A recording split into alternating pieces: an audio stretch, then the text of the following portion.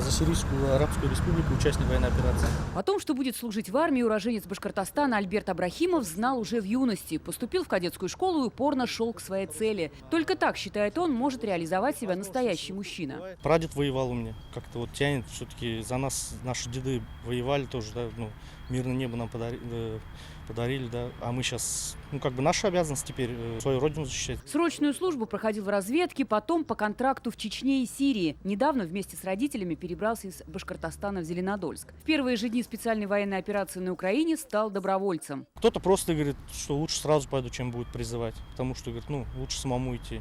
У кого-то также, вот, ну, кто-то воевал в семье, кто-то просто бывший военный. В Чечне воевал и говорит, значит, я сейчас должен опять ехать, чем там молодежь заберут.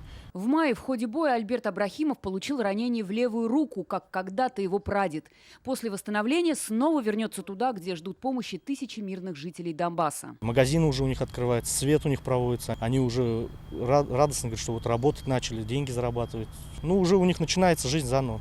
С начала специальной операции из Зеленодольского боевого братства вместе с Альбертом ушли еще 3 добровольца. Все они поддерживают связь и в скором времени надеются встретиться дома. Светлана Звонарева, Юлия Озерова, Сергей Грызунов, ТНВ, Зеленодольск.